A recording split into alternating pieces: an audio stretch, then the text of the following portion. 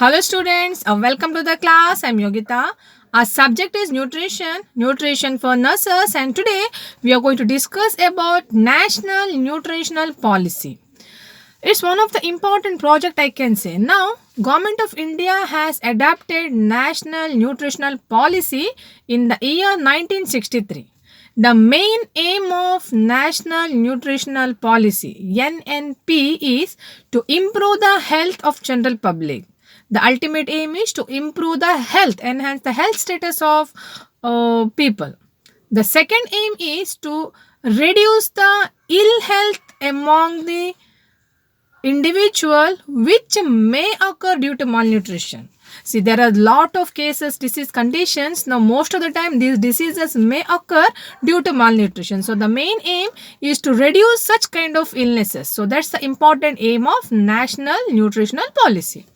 Now, this National Nutritional Policy has got two approaches. One is direct approach and indirect approach. The direct approach is also known as short-term measures or direct measures, where we are planning some nutritional programs, we are implementing that, and we are trying to improve the health status of individual.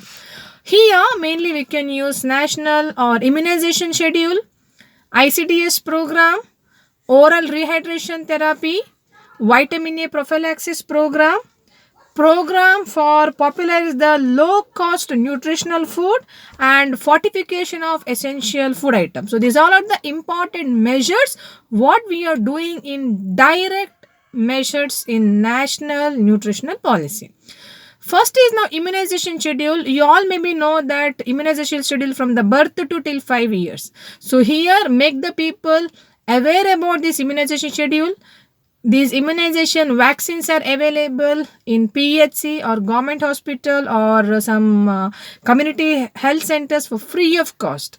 So improve the health status of small children. It's very important that they should not be the victim of some kind of communicable diseases. So make the people aware about these vaccines and advise them to give this vaccine to their children, so that definitely we can protect their health.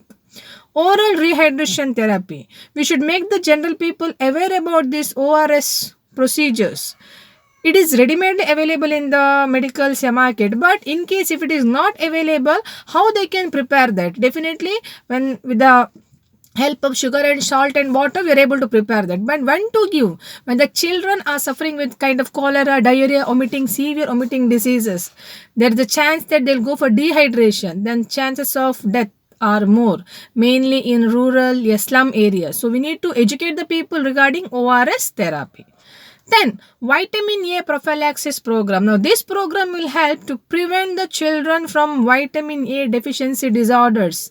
We discussed in last class. Vitamin deficiency may lead to many kind of disease conditions. Now when the vitamin A deficiency, that may lead to night blindness, xerophthalmia, cirrhosis, keratomalacia. See, all these conditions which related to your eye. For that, we are giving vitamin A supplements to the small children. Under 5 children, we are giving. This is also provided free of cost in Anganwadi, PHC, yes, schools. They are providing it. Okay. Now, next is fortification of essential food item. That's one of the important program. See, we are available like almost all the foods. Sometimes it may mixed with the nutritional values. In such cases, we are fortifying that food item with essential nutrients. For example, okay, salt. Salt is fortified with iodine. See, when there is a deficiency of your iodine nutrient, what happened? Goiter. We learned national problems, health nutritional problems. There we learned iodine deficiency may lead to goiter. See, in that case, to prevent that, we are providing fortified iodized salt. See, this is what called fortification of essential food items. So definitely that will help to prevent the individual or general public to get to be the victim of certain diseases. Okay, next, make the health awareness and health survey from 0 to 3 years and young adults. Now when the child is very small, infant 0 to 3 years, we will make a mother is a caretaker and she is having a constant supervision of her children. Like she will provide all kind of food item which is required to them, because growth is more when they are small. Even when they go to the adulthood, we require to meet their nutritional needs, because chances of anemia, excessive menstruation, see, this all leads to kind of many problems in young adult girls. So we need to meet their needs, because we need to have a close supervision of such adult girls, because we are preparing them for the safe motherhood. So here we are having a constant supervision. Also make the woman more popular about locally available of food. It's not necessary that always you pay high money, like you buy the expensive food item and eat. No, it's also we are able to meet the need by making use of locally available food, which may be very cheap. You may not you no need to pay any money to that. Sometimes it may available in your kitchen garden. See, we need to make the woman to more aware about such kind of food item. So these all are the important direct measures to meet the national nutritional policy. I would like to repeat: its immunization schedule, ICDS program, oral rehydration therapy, vitamin A prophylaxis program, and making the women's more popularization about the locally available cheap food, as well as fortification of essential food items. Okay. And the second measures is also called as indirect measures. Now here one is imparting the knowledge to the people. We are giving more education to them.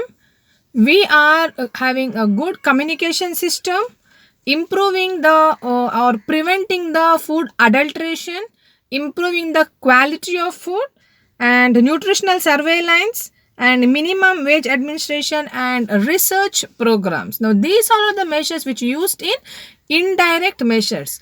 Now first is imparting the knowledge. Now here we are taking all the opportunity to improve the knowledge of general public, so that they're aware about this food, nutrition, and how this food, health, nutrition, all these interrelated. So once they're aware, then definitely they will improve their diet pattern.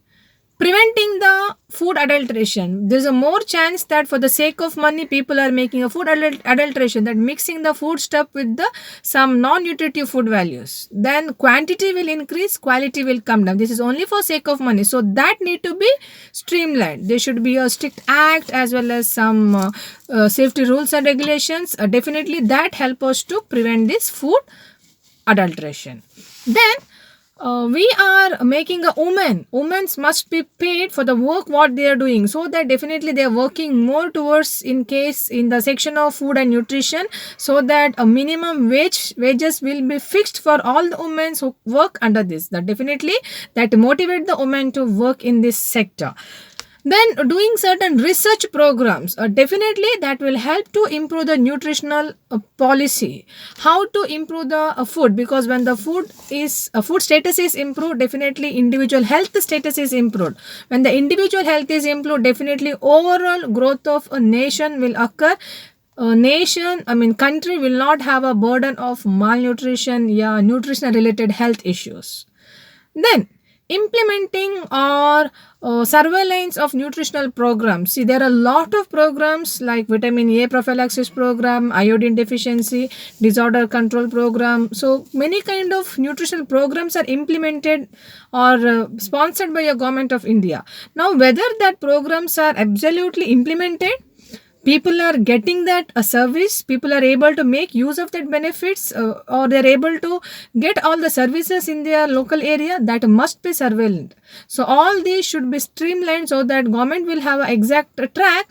Yes, poor people are really able to have this service. So this is mainly free of cost.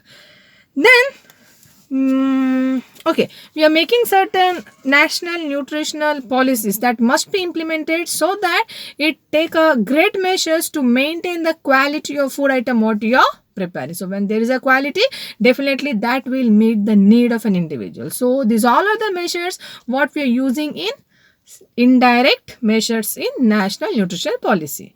I'd like to repeat, we discussed direct measures and indirect measures. The direct measures are immunization schedule, ICDS program, oral rehydration therapy, vitamin A prophylaxis program, and fortification of essential food, and programs to popularize the low cost food items. The second is indirect measures, in that imparting the knowledge, making the people more educated and literate. If they are educated, then definitely they will have a knowledge about nutrition, health status will improve. Preventing the food adulteration, improving the quality of food, implementing the or having a surveillance of national nutritional policy and programs, and implementing the national nutritional policies in the area, as well as doing certain research activity in national nutritional policies. Okay, we are doing certain research on nutritional aspects, so that definitely help to improve the health status and definitely improve the overall growth of a country. So this is all about national nutritional policy. I hope you understood. You can expect 2-3 marks question on this. Please keep watching. I'll meet you in the next class. Thank you all.